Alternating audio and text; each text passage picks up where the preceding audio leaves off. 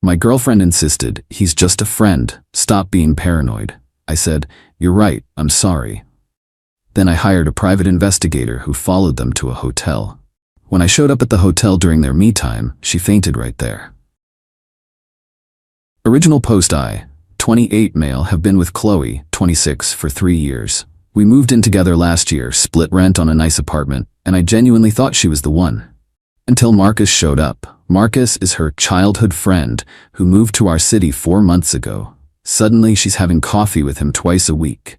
Study sessions for her master's program that he's helping with. Late-night phone calls about his relationship problems. I tried talking to her about it multiple times. "Babe, I'm not comfortable with how much time you're spending with Marcus." She'd roll her eyes. "Seriously? He's like a brother to me. We've known each other since we were 12. Brothers don't text their sisters good morning every single day with heart emojis. You're being paranoid and controlling. This is your issue, not mine." The gaslighting was Olympic level. Every concern I raised got flipped into me being insecure, jealous, toxic. Her friends started giving me side-eye at gatherings. Apparently, I was the possessive boyfriend who couldn't handle his girlfriend having male friends. 2 weeks ago, she was getting ready for another study session. Designer jeans, full makeup, perfume I bought her for our anniversary. "You look nice for studying," I said. She snapped. "Oh my God, stop, just stop. I can't deal with your jealousy anymore. Marcus is just a friend. Either trust me or leave, but I'm done having this conversation." I looked at her, really looked at her. The anger in her eyes, the defiance. And I made a decision. "You're right," I said quietly. "I'm sorry, I trust you." She blinked, surprised, then smiled and kissed my cheek. "Finally, thank you, baby. I'll be back by 10. She left at 6 p.m. I waited exactly 5 minutes, then called a number I'd Googled earlier that day. Update 1. The PI, let's call him Ray, was a retired cop who looked like someone's grandfather. He took my case without judgment, just facts and timelines. 3 days of surveillance to start, he said. If they're having an affair, that's usually enough time to catch them. Day 1. Coffee date that lasted 3 hours. Lot of touching, laughing, her hand on his arm. Nothing conclusive, but definitely not sibling vibes. Day 2. She told me she was going shopping with her sister. The photos Ray sent showed her and Marcus at an art gallery holding hands. My stomach dropped. But I played it cool when she came home with shopping bags. Girl knew how to cover her tracks. "How's Rachel?" I asked about her sister. "Good. We found some great sales." I smiled and nodded while looking at timestamp photos of her kissing Marcus outside the gallery at 3:47 p.m. Day 3 was yesterday. She said she had a late lab at university. Ray followed them to the Marriott downtown. They checked in at 7:23 p.m. He got photos of them kissing in the elevator, his hand on her. Yeah, I sat in our apartment, staring at the photos on my phone. 3 years. 3 fucking years I'd loved this woman. Supported her through her dad's cancer scare. Helped her pay off her credit card debt. Introduced her to my family, who adored her. Ray texted, "Room 412. They ordered room service. Want me to keep watching?" "No," I typed back. "I've seen enough. Thank you." I had a decision to make. I could confront her when she came home, blow up, cry, beg, or I called my best friend Tyler. "I need you to be somewhere with me in an hour. Bring your phone and record everything." "Bro, what's going on?" "Qley's cheating. I'm about to handle it. I'll be there in 20. Update 2. Tyler picked me up, and we drove to the Marriott in silence. He knew better than to give me the "plenty of fish in the sea" speech. "Not yet." "You sure about this?" he asked as we pulled into the parking lot. "She made me think I was crazy," I said. "Turned her friends against me. Made me apologize for having legitimate concerns. So yeah, I'm sure." We walked through the lobby like we belonged there. Elevator to the 4th floor. My heart was pounding, but my hands were steady. Tyler had his phone ready. Room 412. I knocked. Heard scrambling inside, whispers. Knocked again. "Room service already came," Marcus's voice. I knocked harder. "Open up." More scrambling. The door opened a crack, and there was Qley in a hotel robe, hair messed up, lipstick smeared. The color drained from her face. "Jake? What? How?" "Hi baby," I said calmly. "Thought I'd surprise you at your late lab." She tried to close the door, but I put my foot in it. "Nah, we're gonna talk." "This isn't what it looks like." I actually laughed. "Really? That's what you're going with?" Marcus appeared behind her, shirtless, trying to look tough. Yo man, you need to leave. Or what? Tyler stepped into view, phone recording. You gonna fight both of us with your dick hanging out? Qley's legs gave out. She literally fainted, slumping against the doorframe. Marcus caught her, looking panicked. Qley, babe, wake up, babe. He called her babe. While he was distracted with her, I stepped into the room. Their clothes were everywhere. Empty champagne bottle on the nightstand. The bed was... Yeah, no studying happened here. She came to after about 30 seconds, Marcus fanning her with a room service menu. The first thing she saw was me taking photos of the room. Jake, please, she started crying. Let me explain. Explain what? How he's just a friend? How I'm paranoid and controlling? It just happened. We didn't mean for it to. The PI I hired says you've been fucking for at least 2 weeks. Try again. Her face went white again. You've been spying on me? The audacity. The fucking audacity. No, I've been confirming what I already knew while you gaslit me into thinking I was crazy. Marcus tried to step up. Look man, I'm sorry, but you can't just... Shut up, I said without looking at him. I'm not talking to you. You're nothing. Just another dude who thinks with his dick. I focused on Qley. 3 years. I loved you, trusted you, and when I raised legitimate concerns, you made me the villain, told everyone I was controlling, made me apologize for your betrayal. I'm sorry, she sobbed. I love you. It didn't mean anything. Cool. Pack your shit and get out of my apartment. You have till Sunday. Jake, please, we can work through this. I turned to leave, then stopped. Oh, and Qley, everyone's gonna know. Your friends, your family, everyone who thinks I'm the controlling boyfriend. They're all gonna know exactly what kind of person you are. Tyler followed me out, still recording her crying and Marcus trying to console her in the doorway. In the elevator, I finally let myself feel it. The betrayal, the anger, the hurt. Tyler put his hand on my shoulder. You good? No, I admitted, but I will be. Update 3. The shitstorm started within hours. I posted one thing on social media. When she tells you he's just a friend, but your PI finds them at the Marriott. 3 years wasted. Trust your gut, fellas. No names, no photos. Just that. But everyone knew. Qley called 47 times that night. Texts ranged from, please talk to me. I'm so sorry. It meant nothing. You're ruining my life. How could you humiliate me like this? I'll kill myself if you don't take me back. I blocked her after the last one and called her sister Rachel to do a welfare check. Turns out Rachel had no idea about the shopping trip they supposedly took. She was pissed. Saturday morning, Qley showed up with her mom and best friend Kayla to get her stuff. I'd already packed most of it. Her mom immediately started in on me. How dare you put my daughter through this? Hiring a PI? Stalking her? You're sick. I pulled out my phone and showed her one of the tamer photos. Qley and Marcus kissing outside the hotel. Your daughter's a cheater, Patricia. I gave her multiple chances to be honest. She chose to lie and make me think I was crazy. Kayla jumped in. Everyone makes mistakes. You're really gonna throw away 3 years over one mistake? One mistake? I laughed. Check the timestamps. This has been going on for weeks. And instead of being honest, she convinced all of you that I was controlling and paranoid. Qley was just crying, not even trying to defend herself anymore. They loaded her stuff while I supervised. When they got to the bedroom, Qley tried one more time. Jake, please. I fucked up, I know. But I love you, only you. Marcus was just, I don't know, attention? Excitement, but you're who I want to marry. You killed that possibility the first time you lied to my face about him.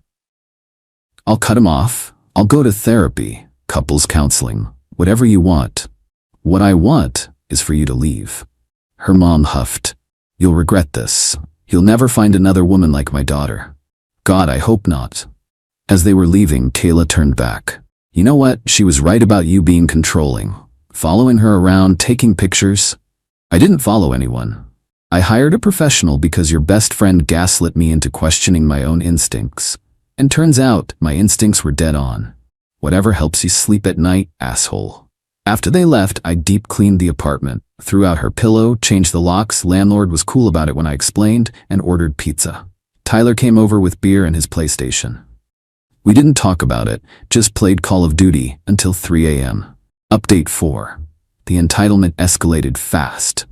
First, Marcus decided to reach out. This absolute walnut sent me a DM. Bro, We need to talk man to man. What happened with me and Qley was wrong, but you violated her privacy. That's basically stalking. I'm thinking about pressing charges unless you delete those photos and posts. I screenshot it and sent it to my lawyer cousin. She laughed and said, "Tell him to pound sand." So I replied, "Press charges for what? Me hiring a licensed PI to confirm my girlfriend was cheating? Good luck with that. Also, bro, you fucked my girlfriend. We're not having a man-to-man anything. Lose my number." Then Qley's mom started a Facebook campaign. I shit you not, this woman posted, "My daughter is being harassed and stalked by her ex-boyfriend. He hired someone to follow her around and take pictures without her consent. This is abuse. Please share to spread awareness about controlling men who can't handle rejection." She tagged me. The comments were wild, half supporting her, half calling out the obvious bullshit. My mom saw it and went nuclear. Posted her own status. Interesting how Patricia Martinez considers hiring a PI to confirm infidelity stalking, but has no problem with her daughter cheating on my son for weeks while gaslighting him. The apple doesn't fall far from the tree. Maybe teach your daughter to keep her legs closed instead of playing victim. Mom's a savage when her kids are hurt. But the real kicker came yesterday. I got a letter from a lawyer. Qley's demanding 1. $200 for emotional distress. 2. Deletion of all photos and social media posts. 3. A written apology for defamation. 4. Half the security deposit from our apartment that I paid fully. I laughed so hard I almost choked on my coffee. My cousin took the case pro bono. Her response letter was beautiful. Ms. Rodriguez's claims are without merit. My client employed a licensed private investigator after reasonable suspicion of infidelity, which was confirmed. Truth is an absolute defense against defamation. Furthermore, Ms. Rodriguez has no claim to the security deposit as she is not on the lease. We recommend she cease all contact with my client or we will pursue harassment charges. But wait, there's more. Last night around 10 p.m. my doorbell rang. Camera showed Qley, drunk, mascara running. I talked through the speaker. "You need to leave. Please, just 5 minutes. I need closure." "You got closure at the Marriott." "I'm not leaving until you talk to me." "Cool, I'll call the cops." She sat on my doorstep for an hour, posted Instagram stories about waiting for the love of my life to forgive me, and true love means fighting even when it's hard. My neighbor texted, "Your ex is outside ugly crying. You want me to turn the sprinklers on?" God bless Mr. Peterson. Eventually her friend picked her up, but not before she left a letter under my door. 4 pages of word salad about soulmates, destiny, how Marcus meant nothing, how I'm her person, and how she'll wait forever for me to forgive her. Also included a list of everything she did for me in our relationship. Like that earns her a free cheating pass? This morning I woke up to 73 notifications. She'd gone through 3 years of my social media, liking and commenting on everything. "Remember this day? We were so happy. You looked so handsome here. Missing my baby." Had to block her on everything. Then Marcus messaged again, "You're being really immature about this. Qley's destroyed. Yeah, we messed up, but you're taking it too far. Be a man and talk to her. The dude who fucked my girlfriend is giving me lectures on maturity. You can't make this up." Final update. It's been 3 weeks since D-Day at the Marriott. Here's where everyone ended up. Qley lost her shit when the harassment letter didn't work. Started showing up at my gym, my favorite coffee shop, even tried to get into my office building. Security shut that down real quick. Each time with a new sob story about forgiveness and second chances. The restraining order paperwork was filed after she keyed my car. Yeah, she went full psycho. Camera in the parking garage caught her doing it while crying and saying, "You did this to us." $2,800 in damage to my paint job. Her mom called me saying I probably deserved it. And they wouldn't pay because I drove her to this. Cool. Filed a police report and insurance claim. They'll be going after her for the deductible.